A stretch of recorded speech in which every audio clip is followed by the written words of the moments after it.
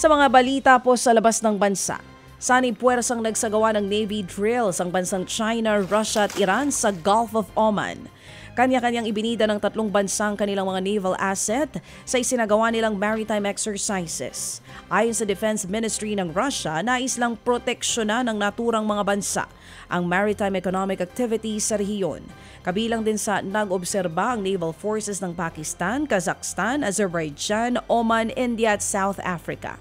Kinundi na ng mga realista ang pagpapakawala ng kontaminadong wastewater ng Fukushima Nuclear Power Plant sa karagatan naman matapos ang trahedya noong taong 2011. Reklamo rin ng mga demonstrador, hindi pa natatanggap ang kompensasyon. Higit isang dekada na ang nakararaan. Ayon sa ulat, nasa 30,000 residente ang hindi pa nakakabalik sa kanilang tahanan matapos ang nuclear energy o nuclear tragedy. Nananatili pa rin sa 70% ng tubig ang nagtataglay ng nakalalasong kemikal. Dalawa naman ang patay habang 4 na iba pang sugatan matapos tumaob ang sinasakyang bangka ng mga migrante sa Canary Island sa bansang Espanya.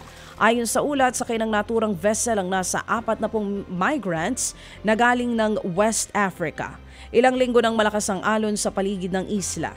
Ngayong taon, umabot na sa halos 12,000 migrante ang iligal na pumapasok sa Europa. Ted Filon at DJ Chacha ngayon nasa Radyo 5 92.3 News FM Monday to Friday 6 to 10 a.m.